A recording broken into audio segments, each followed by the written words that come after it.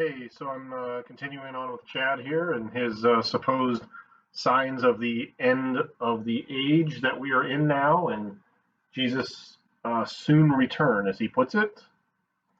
Jesus also said that there would be wars and rumors of wars. I don't even think I need to go into this one, brothers and sisters.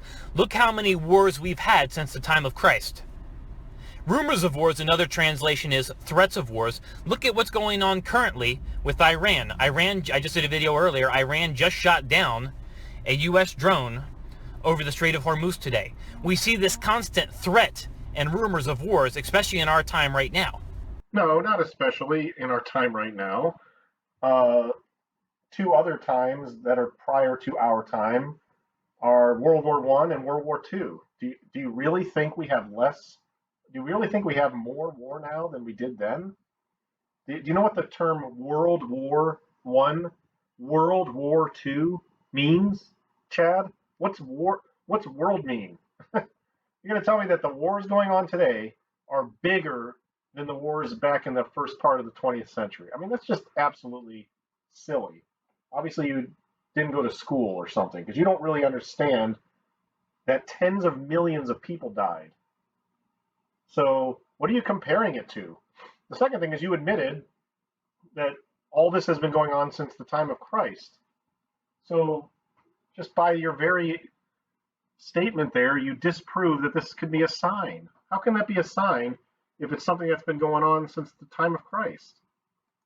And I'm not doubting Christ's words, I'm doubting your interpretation of his words.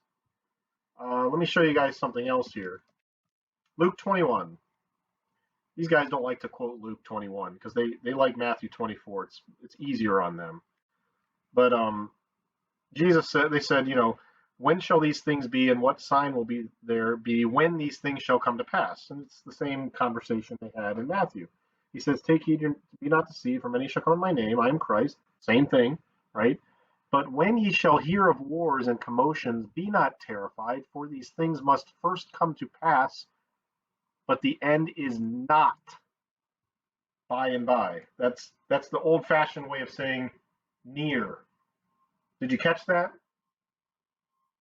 Seeing wars and hearing of wars and rumors of wars, don't be terrified.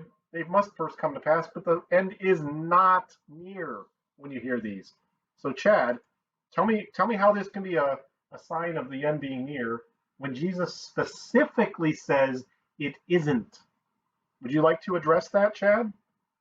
And all you other people who are constantly monitoring the wars and trying to claim that every time something happens in the Middle East that looks kind of violent, that the end is near now?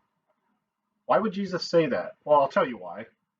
Because he knew the heart of man, that they would look around at the world and say, oh my gosh, everything's falling apart. This must be the end. And he's trying to tell you, no, guys, earthquakes, famines, pestilence, wars, rumors of wars, they're not the end. They're like birth pains, the very beginning that hurts, but they're not the birth. Okay? By the way, you guys, you're the ones who say that the end will come like birth pains. And Jesus was trying to tell us that they're going to get worse and worse, closer together, increasing in frequency and intensity. Guys, I'm here to tell you that's not what Jesus said at all. What Jesus said is that these things, wars, rumors of wars, earthquakes, pestilence, famines, these are the beginning of birth pains, the beginning of sorrows or birth pains.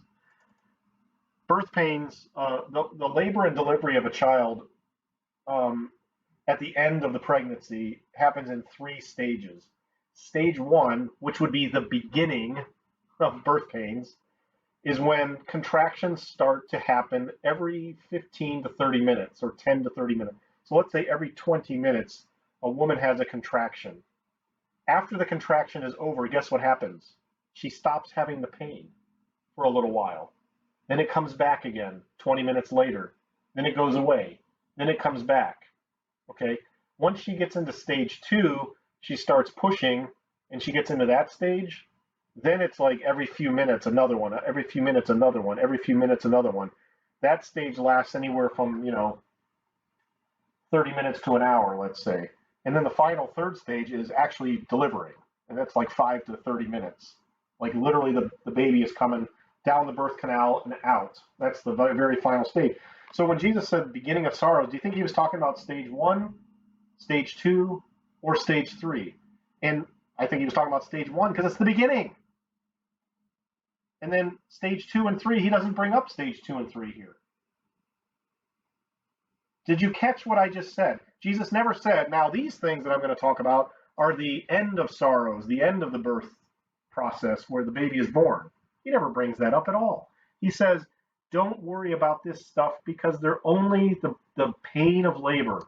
They're not the end, and they are not signs of the end. I want to assure you, because I know how human beings are, when you see bad things going on around you, you start freaking out. I want to make sure you understand these things must come to pass. They're just the daily trials and tribulations of life. They don't mean the end is near. He said that. The end is not by and by.